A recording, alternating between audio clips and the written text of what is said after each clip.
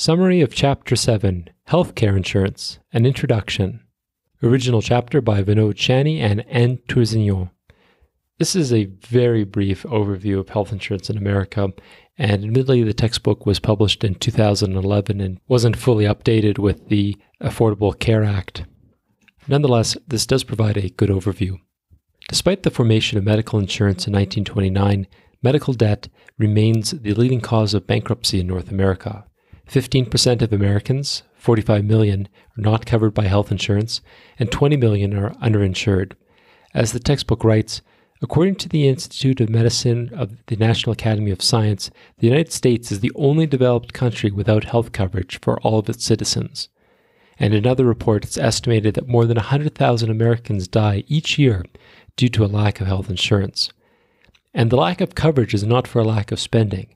America spends 17% of GDP on national health expenditures, $2.4 trillion 2008 dollars, or a total of $7,800 per capita. And this rate has increased at 3 times the consumer price index at the time of the chapter's publication. The majority of care in the United States is covered by third-party payers. These payers may be either public or private. The breakdown of national health expenditures is 34% from private insurance, 19% from Medicare, 15% from Medicaid and SCHIP, 12% other public spending, 12% out-of-pocket, and 7% other. Public third-party insurance is primarily mediated via Medicare and Medicaid. Medicare is the federal program that covers citizens over the age of 65, and in some exceptions, those under the age of 65. There are multiple programs within Medicare. Part A covers hospital care, Part B, outpatient and physician, Part D, pharmacy and drug. In 2007, 44 million people were enrolled in Part A under hospital, 40 million under Part B, outpatient and physician, 17 million under Part D, pharmacy and drug. Medicaid is the federal program in conjunction with state partnerships that covers individuals below an income level cutoff, which may range from $5,000 to $30,000. 48 million are covered under this program. Other public health insurance programs include SCHIP, the State Children's Health Insurance Program that covers children under the age of 18, of which 7 million are enrolled. The Military Health System that covers active military members and their dependents, the Veterans Health Administration, VHA, which covers those who have served in the military, and the Indian Health Service, which covers Native Americans. Within private third-party insurance, it's primarily connected to one's employment. Employers will often contract one or several third-party health care insurance companies to deliver health insurance programs to their employees. Employees will often have the opportunity to choose on an annual basis one of several plans to choose from for themselves and their dependents. The underwriter of these plans may be either health insurance companies or may be the employer. Part 3.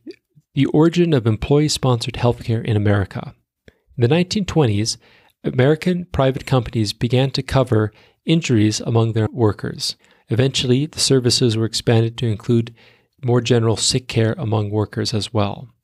The first formal American managed and commercial health insurance plan was founded in 1929 when the employees of the Louisiana Department of Water and Power contracted 2 physicians to provide care to 2,000 workers and their families.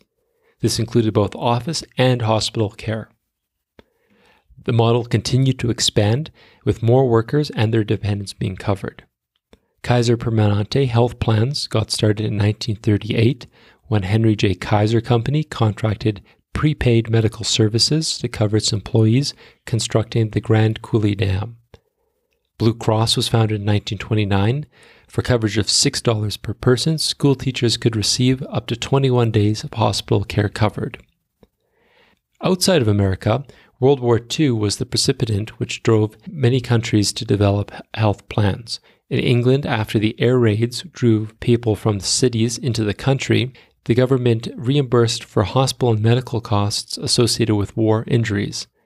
Eventually, this program became permanent and the National Health Service. In France, the payroll system after the war was used to administer health funds. Part 4. Types of private insurance providers. Private healthcare can be funded by either state licensed companies or self-funded employee plans. State licensed companies can be thought of as three primary divisions: Blue Cross Blue Shield plans, which is the combination of Blue Cross hospital plans and Blue Shield medical plans, which have since merged into a single organization in many states. These initially were non-for-profit organizations, which since have become for-profit.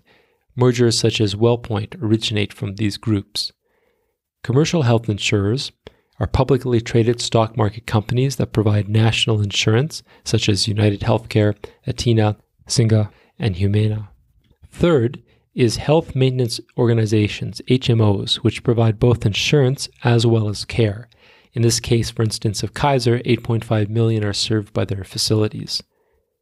If we were to rate the top 10 healthcare insurance companies in terms of enrollment, United Health Group, 33 million enrollees, WellPoint, 31, Aetna, 17, HCSC, 12, Cigna, 10, Kaiser, 8.5 million, Humana, 8.5 million, HealthNet, 6 million, Highbark, 5 million.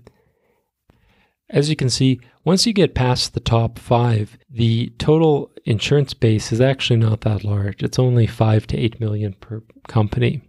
And I say not that large in comparison to catchment areas of other types of insurance provisions in other countries outside the United States. As I mentioned, the second type of private health insurance may be one which is self-funded employee health benefit plans. In this case, the employers assume the pooled risk for their employees and contract a private healthcare insurance company to administer the care itself. Regarding the regulation of insurance, the standards for coverage of plans are federally regulated by the Employee Retirement Income Security Act, ERISA, developed in 1974, in addition to state laws. For instance, rate bands are state-regulated rates for the maximum acceptable difference between the lowest and the highest premiums which can be charged for the same insurance coverage. Part 5. Healthcare insurance products.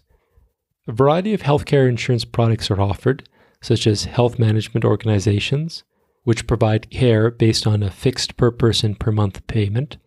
There are preferred provider organizations, where insurance companies network with a group of physicians and hospitals to provide care, and members must obtain their care from those in the network of providers. Point-of-service, POS models, are similar to HMO, but if a member wishes to go outside of the provider network, they can pay a higher copay or deductible to receive care elsewhere. High deductible health plans, such as health savings accounts and health reimbursement accounts, create tax-free opportunities to save for a high deductible health insurance plan. And the rough breakdown of these types of insurance products are 57% use a preferred provider organization, 20% a health management organization, 13% a POC, and 5% high deductible plan. Part 6, Healthcare Reimbursement Systems. The exact optimal reimbursement system is a matter of debate. There's approximately 4 different models being used. The first is fee-for-service, which is where insurance companies are billed for episodic care and they pay based on their maximum reimbursement rates.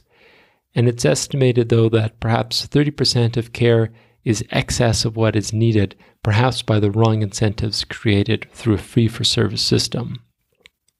Diagnostic related groups, DRGs, is a mechanism of hospital reimbursement using a payment bundle rather than fee-for-service.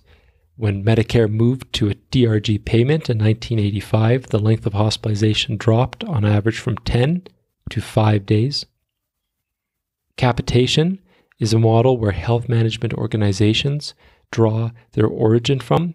They receive a fixed payment per patient per year paid to the organization to provide comprehensive care. This was a popular model in the 1980s through 2000s as a way to incentivize preventative treatment. And last, pay for performance, P4P, is a model which incentivizes high-quality care by providing bonuses for meeting quality goals and works to disincentivize never events, such as operating on the left knee versus the right knee, by refusing to pay, for instance, for wrong side operations. And so, what's the problem with insurance in America? One of the big issues is that one's insurance coverage is so closely tied to your employment. If you lose your job, you can lose your coverage. If you transfer jobs and you have to reapply with a new insurer with your new employment, you may be declined as you have a pre-existing condition. Now, admittedly, I do recognize that the Affordable Care Act is supposed to have fixed the trouble with transferring jobs and pre-existing conditions. But nonetheless, the issue remains that the transfer of employment does make transferring healthcare difficult. If you do transfer employment and it requires you to change health insurance companies, it may also mean that you have to change doctors, as the new insurance provider may have a different provider network than your previous one. And although we often view the problems of the American health insurance market through the lens of the patient, there are serious problems from the perspective of employers and making America competitive on an international stage. Warren Buffett commented on the merger of the J.P. Morgan, Berkshire Hathaway, and Amazon formation in 2008 that the ballooning costs of healthcare act as a hungry tapeworm on the American economy. This hungry tapeworm he talked about is the fact that every year executives look on their balance sheets and see that the premiums and the costs for their employees and their healthcare continues to rise, while the actual benefits and return on this investment does not improve. And this will be why the JP Morgan, Berkshire, Amazon joint healthcare company will be such an interesting group to watch, because they are trying to constrain the rising cost of healthcare and look at new ways to help treat and insure their employees.